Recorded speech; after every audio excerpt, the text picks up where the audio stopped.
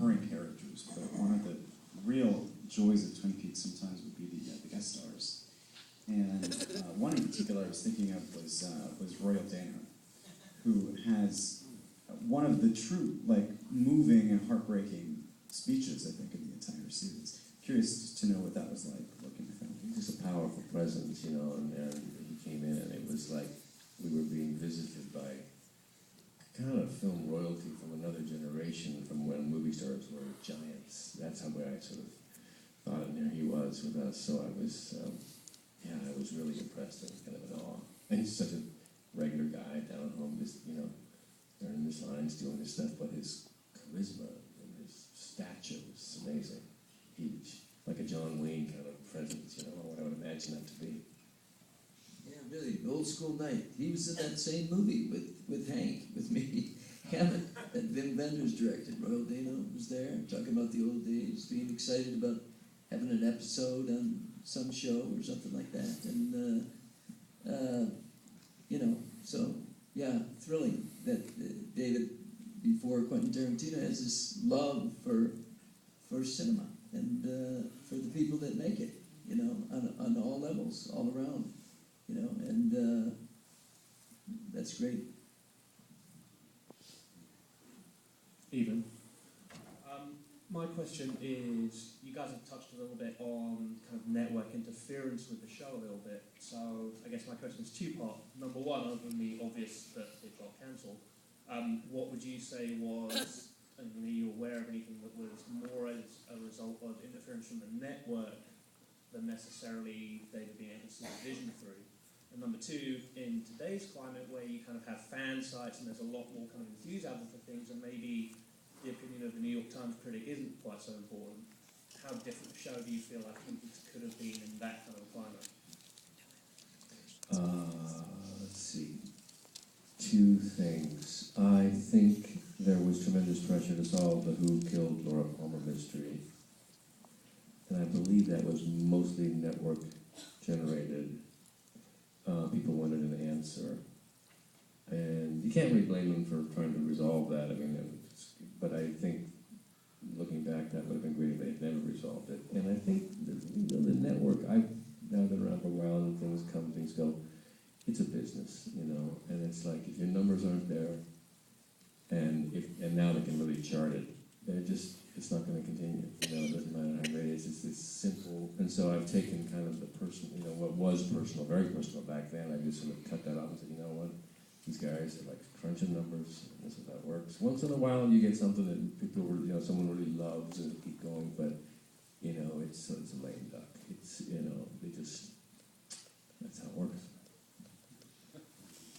But it had this wild, inspirational creativity about it, obviously.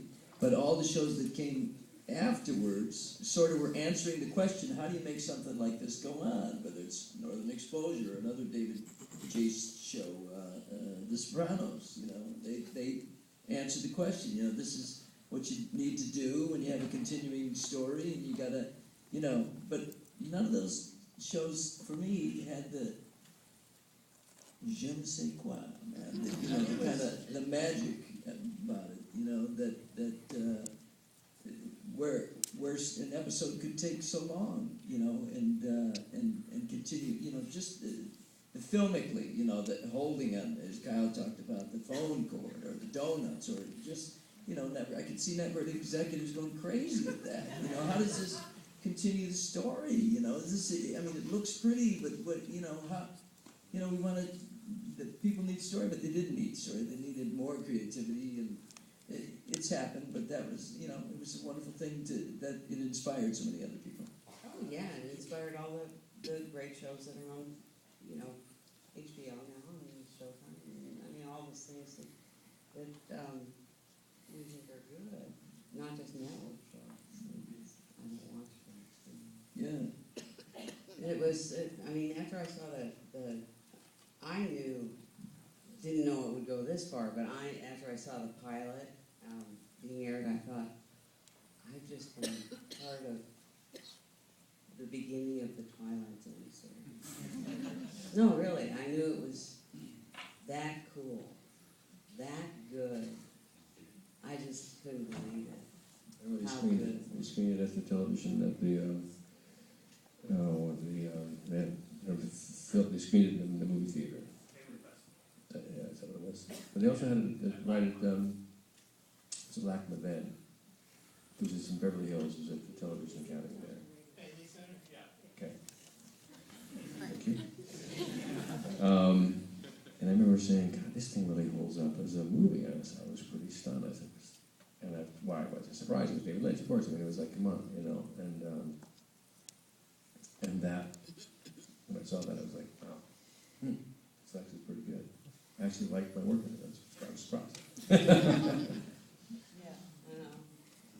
I could give it up to the ladies too. The range of emotion, the great performances by all the ladies, Madge and Cheryl Lee and Lauren and Sherilyn Fenn, you know, who've been so amazing in Wild at Heart, you know, and then just went into it. You know, it just it was really inspiring. All right, you've got the final question, sir. Well, Comment real quick first, with all the thank yous going around. Thank you, Alex, for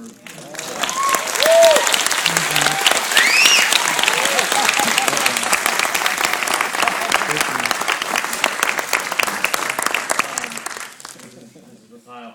On the DVD box set, it also has the SNL skit that you were in. And for some people have seen it. For those who haven't, I was in tears laughing from you, Chris Farley as Leo Johnson, Mike Myers as the dancing midget, and in the corner is Conan O'Brien as Andy.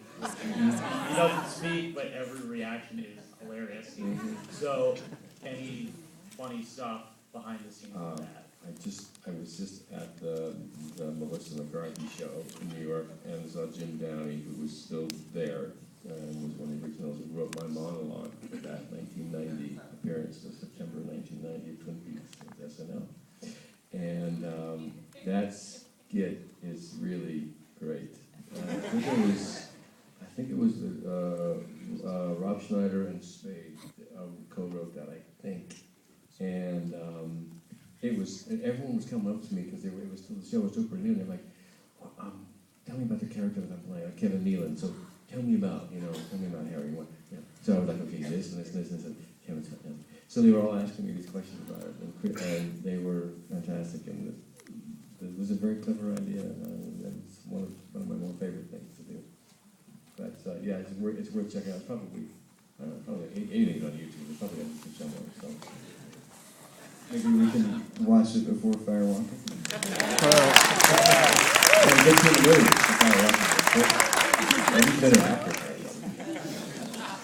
Thank you all so much for joining us. Thank you for